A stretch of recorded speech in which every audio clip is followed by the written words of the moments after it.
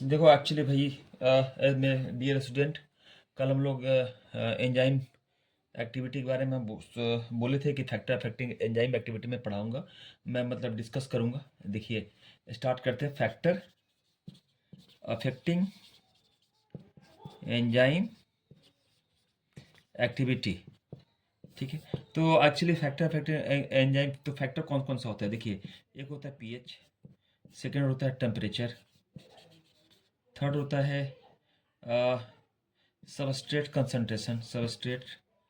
Concentration, fourth होता है product concentration. Product जो सबस्ट्रेट से प्रोडक्ट चेंज होता है उसका कंसंट्रेशन पर डिपेंड करता है, कंसंट्रेशन।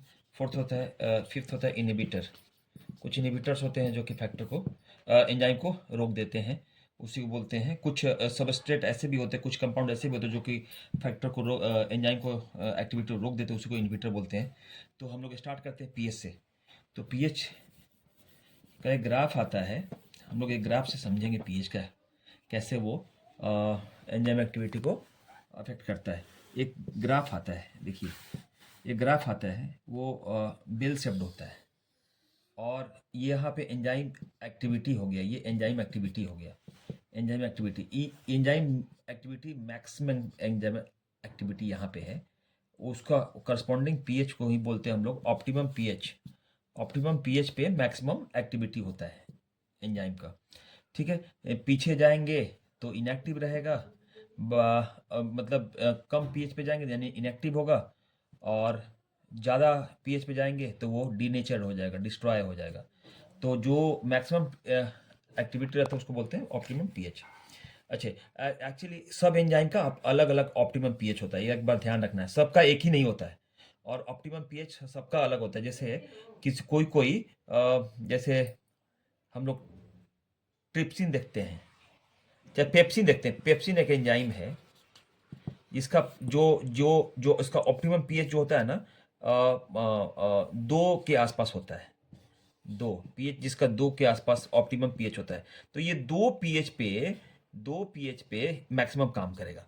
और जैसे कि एमाइलेज होता है, एमाइलेज ये स्लाइटली एसिडिक मीडियम में मैक्सिमम एक्टिविटी रहता है, तो उसको बोलते हैं, इसका ऑप्टिमम पीएच स्लाइटली एसिडिक, मतलब लगभग 6.5 से 6.8 के बीच में इसका पीएच रहेगा। और जिसके से ट्रिप्सिन हुआ, ट्रिप्सिन, इसका मैक्सिमम एक्टिविटी, इसका इसका ऑप्टिमम पीएच मतलब मैक्सिमम एक्टिविटी इसका इसका 7.4 7.5 के आसपास पीएच पे रहेगा।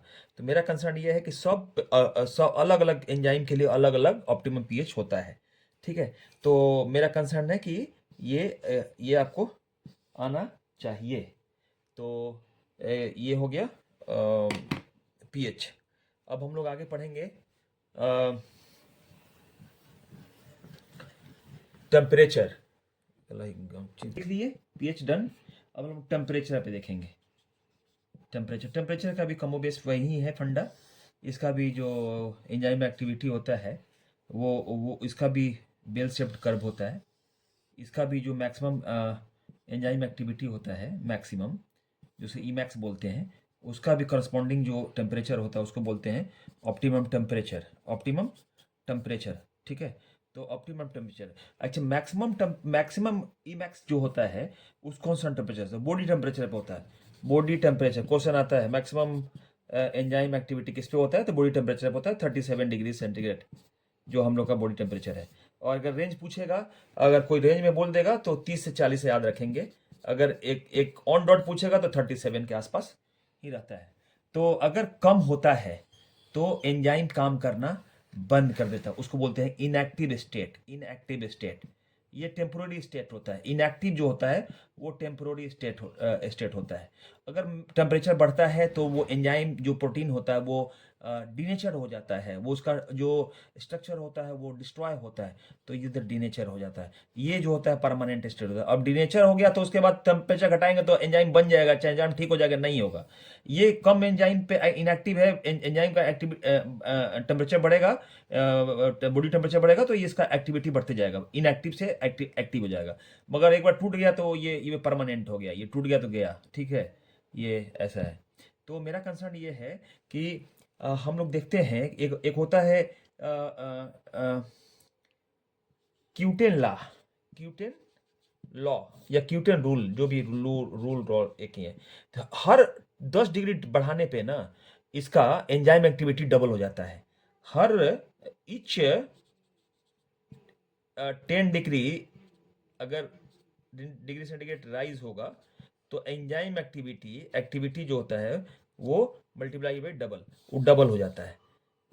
ये यही है क्यूटेन लॉ या क्यूटेन रूल, इसको आपको याद रखना है। और हम लोग देखते हैं कि जो ये इनएक्टिव और नेचर एनर्जी, हम लोग रेफ्रिजरेटर में जो भी सामान रखते हैं ना, तो हम लोग बोलते हैं कि फ्रिज में रख दो, ये ठीक रहेगा। इसलिए ठीक रहेगा कि जो बैक्टीरिया लगेगा उसका एंजाइम जो है वो इनएक्टिव है, तो वो खराब नहीं कर पाएगा सामान को। तो इसीलिए हम लोग बोलते हैं इसको फ्रिज में रख दो या प्रिजर्व करके रख दो, क्रायो प्रिजर्वेशन जो भी तो होता है। ये यही यहाँ एक फंडा है यहाँ पे कि इनएक्टिव हो जाता है उसका एंजाइम। ठीक है, तो ये हो गया हम लोग टेम्परेचर।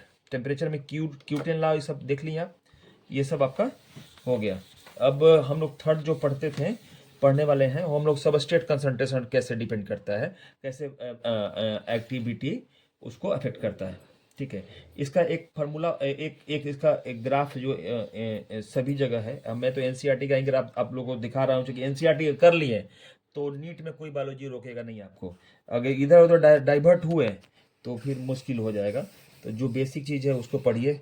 इसीलिए जो 10th 12th का लड़का अपेयरिंग लड़का होता है, अच्छा लड़का, वो अपेयरिंग में ही नीट में रैंक लाता है। इसलिए अफेक्ट इधर उधर डाइवर्ट नहीं होना।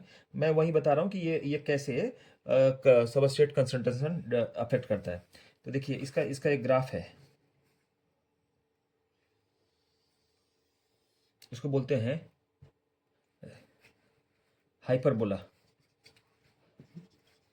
Rectangular hyperbola. तो मेरा कंसर्न ये है कि अगर देखिए ये है एंजाइम एक्टिविटी, इसको यहाँ पे हम लोग रखते हैं कि वेलोसिटी ऑफ एंजाइम एक्टिविटी, या इसको बोलते हैं, या मैक्सिमम जो होता है उसको बोलते हैं वी मैक्स। वो कंसंट्रेशन जिसका वो सबस्ट्रेट कंसंट्रेशन जिस पे एंजाइम एक्टिविटी मैक्सिमम हो जाता है। तो हम लोग कैसे, देखिए ये बढ़ता है तो एंजाइम एक्टिविटी बढ़ता है कैसे। तो देखिए मान लीजिए कि आपके पास कोई कोई एंजाइम है, उसका 50 को रखे हैं एंजाइम। ठीक है, ये एंजाइम है, 50 वो है सर, 50 टाइप का है, 50 नंबर में है। अब कोई सबस्ट्रेट कंसंट्रेशन है, ये 50 है। सबस्ट्रेट कंसंट्रेशन बढ़ाएंगे तो तीन तीन दिए सबस्ट्रेट, तो 3 यूज हुआ। इधर 4 बढ़ाएगा तो 4 हो गया, तो बढ़ते गया। 50 करेंगे तो 50 तक सब एंजाइम फुल हो जाएगा। अब 50 से 60 करेंगे, 60 करेंगे तो ये एंजाइम खाली है नहीं है। तो मेरा कंसर्न है कि एक ऑप्टिमम सबस्ट्रेट कंसंट्रेशन पे बी मैक्स आ जाएगा, maximum enzyme activity, velocity of enzyme activity maximum होगा। मेरा कंसर्न ये है कि वी मैक्स कुछ कुछ समय के बाद सबस्ट्रेट बढ़ाने से नहीं बढ़ेगा, वो सेम ही रहेगा। ठीक है, और ये जो वी मैक्स है इसका आधा, ये एक केम वैल्यू होता है, Km value, Michaelis Menten constant, Michaelis Menten constant. ये केम वैल्यू जो सबस्ट्रेट, ये सबस्ट्रेट कंसंट्रेशन है, और ये है हम लोग का बीमैक, वेलोसिटी ऑफ एंजाइम एक्टिविटी। मेरा कंसर्न ये है कि सबस्ट्रेट कंसंट्रेशन, वो सबस्ट्रेट कंसंट्रेशन जिस पे वेलोसिटी ऑफ एक्टिविटी आधा हो जाए, मैक्सिमम का आधा हो जाए, तो ये वी मैक्स बाई 2।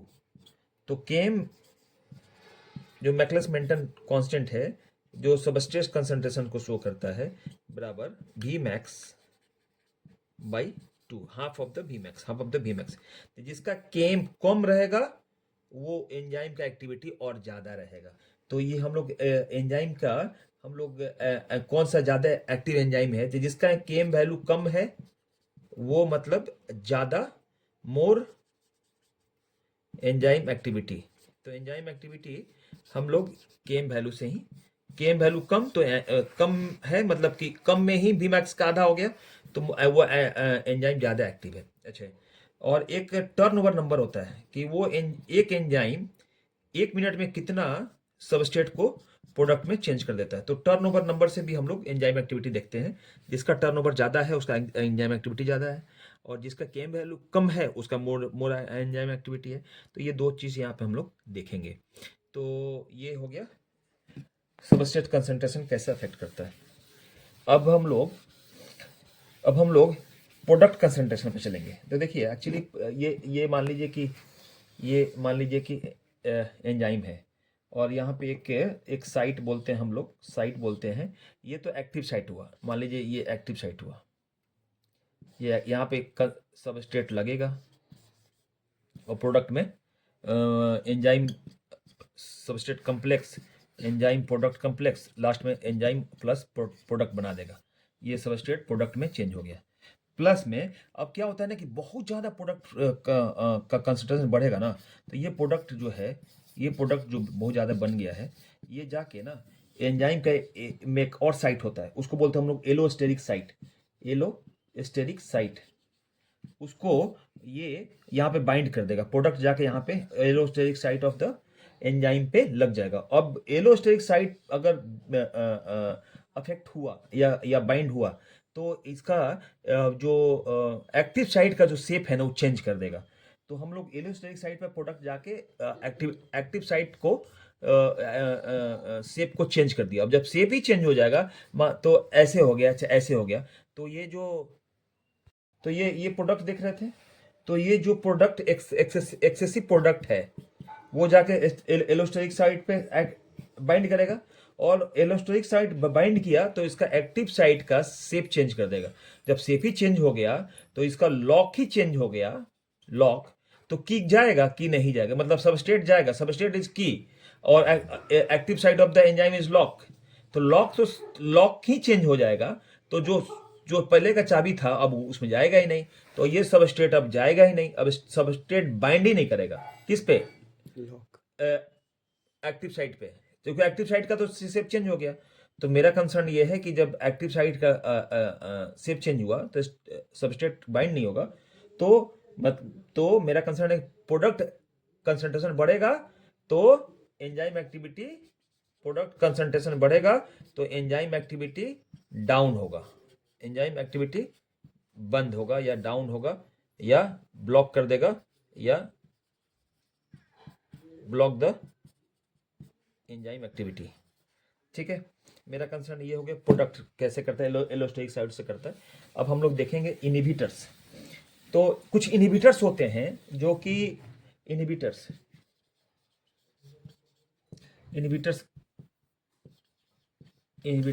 कुछ इनहिबिटर्स होते हैं कि मतलब इनहिबिटर्स होते हैं जो एंजाइम की एक्टिविटी को अफेक्ट करते हैं। जैसे कि मान लीजिए ये एंजाइम है, यहाँ पे ये सबस्ट्रेट ऐड होता है। इसी सबस्ट्रेट का रिसेंबल, जैसे रिसेंबल तो नहीं होगा, रिसेंबल होगा तो सबस्ट्रेट ही कहलाएगा। इस स्लाइटली रिसेंबल मतलब जैसे ये सबस्ट्रेट ये हुआ, सबस्ट्रेट ये हुआ, और ये